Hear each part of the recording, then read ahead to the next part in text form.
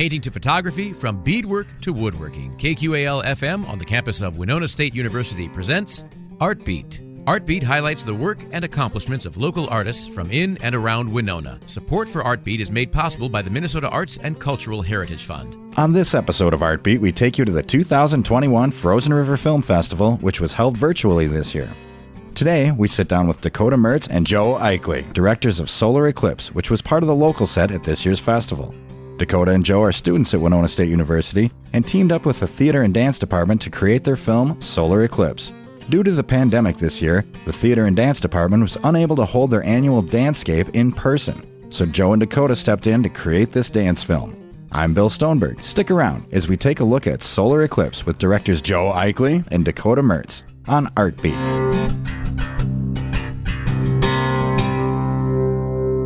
Joe and Dakota, welcome to the show today. Thanks for having us. Yeah, thanks for coming in. The film that you guys did, Solar Eclipse, it was part of Dancescape 2021, which is a showcase for the Winona State University Theater and Dance Department. It happens every year, but because of COVID, it wasn't in person this year, and they did a inaugural dance film festival, kind of, and you guys were part of that, and it was shown at the Frozen River Film Festival. How involved are you guys? Are you guys part of the theater and dance department, or how did you get involved with this project? Yeah, so absolutely. So Joe and I were in a Film 490 class last semester, film production. Okay. We were focused mostly on like documentary filmmaking, stuff like that. Mm-hmm. And towards the end of it, we had to have like a big final project type thing. Right. And Erin Drummond came to our class. She's big in the Dancescape and big in the theater department. Mm-hmm. And she came and talked about how, because of COVID and all the restrictions that you mentioned, they were going to have to move it online with, the film and stuff like that. Right. I think Joe and I were both interested right away.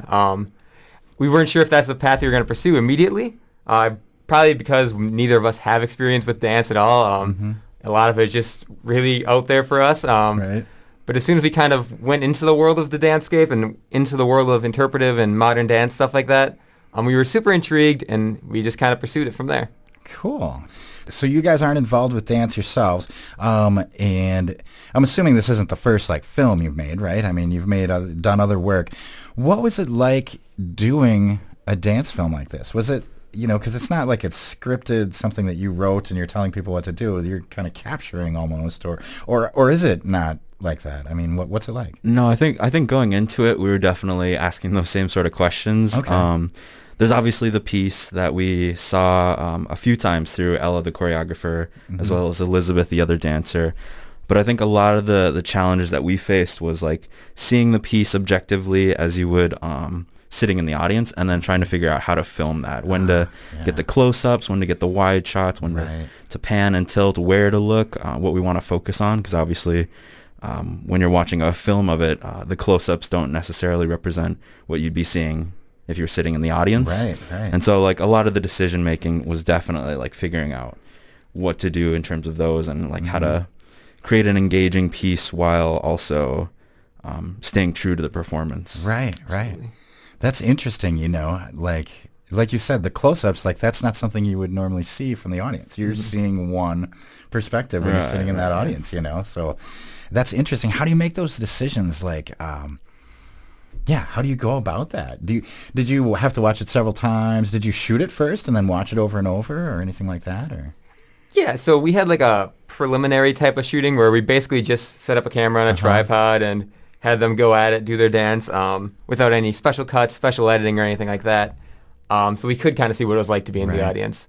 But then we kind of realized that hey, this staticness, well, it's cool, and their dancing is amazing. Right. There's so much more you can add with this dynamic camera. Mm-hmm. And so we just kind of went from there, looked at places where we could add a lot of energy to this movement, or this movement already has a lot of energy, so maybe we bring it back a little bit, or something like that. Yeah, we figured out early on that obviously sitting down in a theater watching it, it's pretty static, which isn't a terrible thing, but I think when we wanted to convey those moments of movement, we cut to those close-ups of the face or the upper body, just so that as they're moving across the stage, we can capture that velocity and that movement visually through the camera. And I think some of that decision making early on was definitely getting the wide shot, getting it from one corner of the stage, the other corner of the stage, and then focusing on those close-ups, one per dancer. Right. Yeah.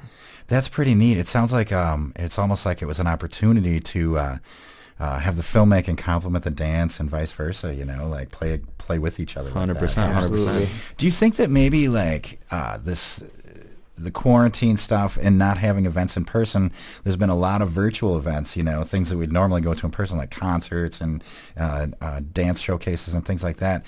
Do you think that there may be some silver linings to that like more films are coming out like this and things like that perhaps, or ways to present things perhaps? I think so, yeah. This definitely wouldn't have come into our lap if it was just a normal year, but I think since the Dancescape community wanted to switch to a more virtual film festival style, they came to us, with not having as much experience in the film background, they came to the film department. Right. And so I think it definitely offered a really good opportunity for us to work with the dancers and create a unique project. Yeah.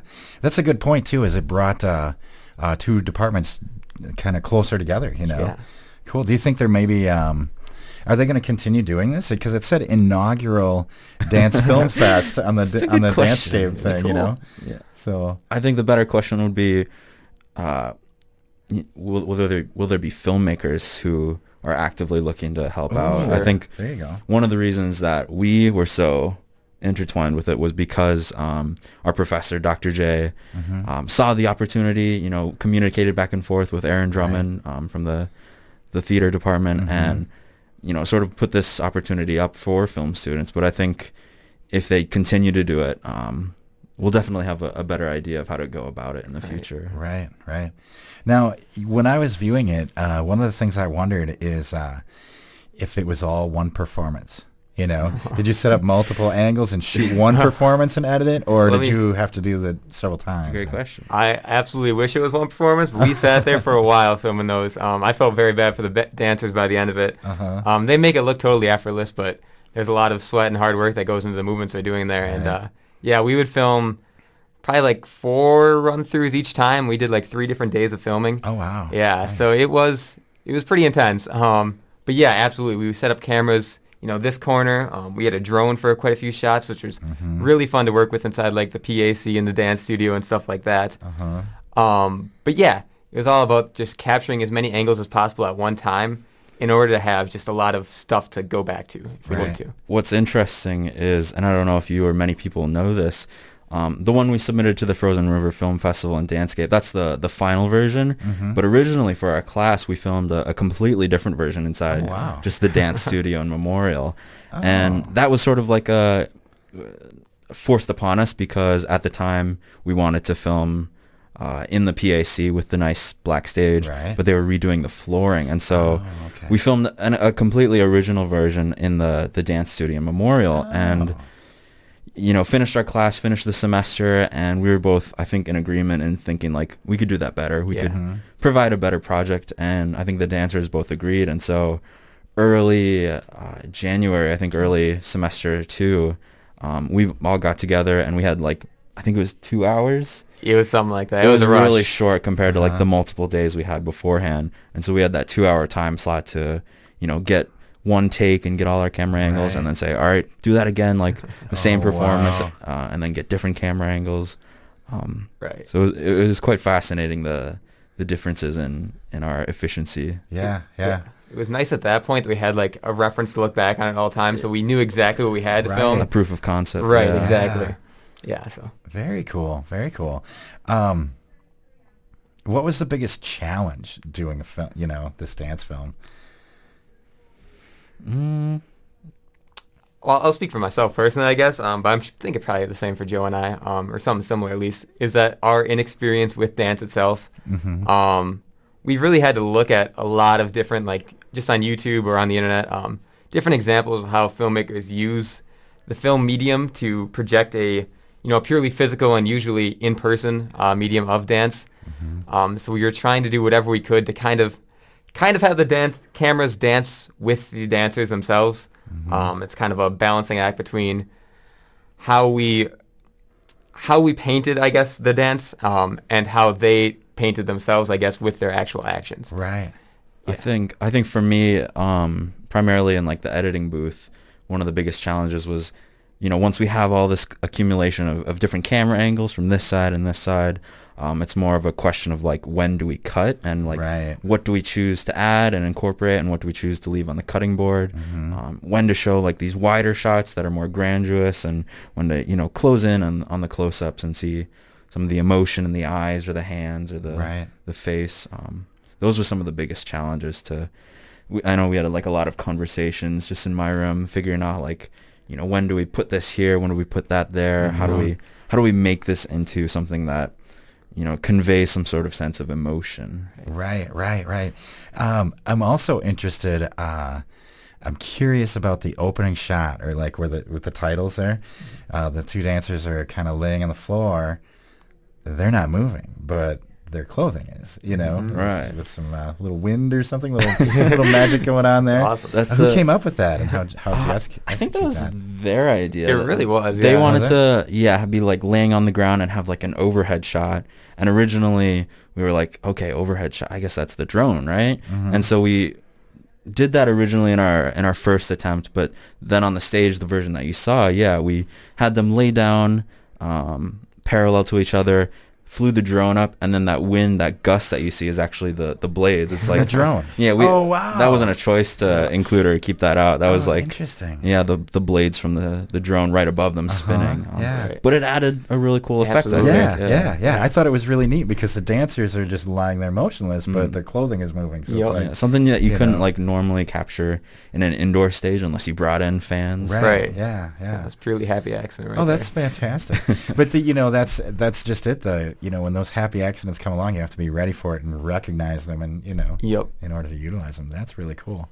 I just want to let everyone know that we are here talking today with Dakota Maertz and Joe Eichele, and they are the directors of Solar Eclipse, which was part of the local set at the 2021 Frozen River Film Festival, and also part of Dancescape 2021 this year.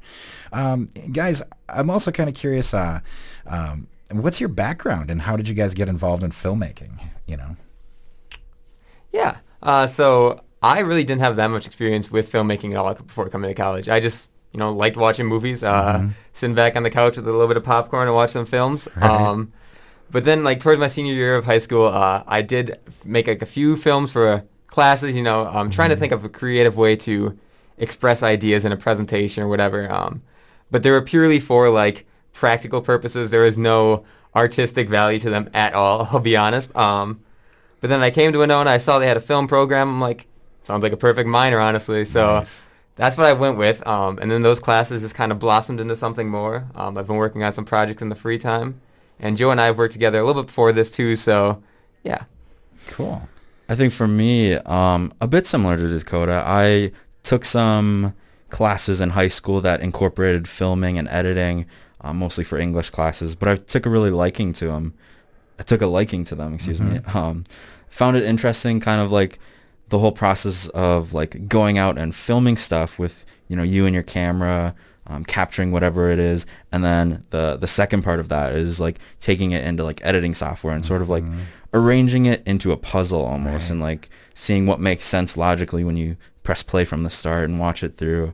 And that liking sort of, I think experiencing more of that, I took it into certain jobs. I worked before coming into college, worked at a soccer club, my local soccer club, doing their marketing. Oh, nice. And so that came to like a lot of going out onto the soccer fields and like capturing, promotional video, advertising tryouts and stuff, sort of like action, like I guess hype type videos. Oh, fun. But that helped get more of a feel for like editing and the pacing of things, and how visually, like looking at a screen, you can start to feel some certain emotions or get the idea, the gist across. Yeah. It's kind of like composing, isn't it? When you a bit, yeah. Did you, so also because it was virtual this year, and usually Frozen River Film Festival, we get to talk to the filmmakers afterwards, the audience asks questions, sometimes there's the Q&A and stuff like that. Have you guys gotten much feedback yet from this, or from the festival or the community, or? I think comparatively to like a normal year, probably not as much, not nearly as much. It's been cool to, tell friends about it and like family that doesn't live nearby. You can, partake in the local set for free and get feedback that way. But in terms of like community and like conversing with other filmmakers, especially part of the festival, there hasn't been like as much dialogue back and forth. Yeah, I agree. Yeah. Do you think you guys might submit another film next year, or? I'd definitely be interested. So. Yeah. Cool. I think, at least for me, you're a film minor, right? Yeah. I'm a film major, so I think like ultimately in the major of film, like it's a goal to submit to a festival or to get a project in. But I definitely didn't think ours would get in, or like we'd have one we're both sophomores. Cool. That seemed more like a future type thing. All right. So you guys have a couple more years here at Winona State. Yeah. And it sounds like you guys have worked together before. Any other joint projects in the works, or any ideas, or? Not currently. No, we should think of something. But if something comes into our lap, he'll be the first person I go to. Nice. If they didn't get to see the film Solar Eclipse on either at Frozen River Film Festival or Dancescape, is there still a way they can view it online or anywhere like that? Yeah, we have it up on our YouTube channel. Well, not our YouTube channel. I think my YouTube channel. Okay. I don't, off the top of my head, I haven't memorized the URL, but okay. But yeah, it's definitely public. So maybe if we just search Solar Eclipse, Frozen River, maybe. Yeah, Solar Eclipse, Joseph Eichele, I'm sure it'll pop up. Okay, Joe Eichele. I don't know if we should point this out, but you let me know. Yeah, like I woke up from a nap yesterday. Was it yesterday? Yeah, it was Sunday evening. Yeah. I woke up from a nap, as you do, to a text message from him.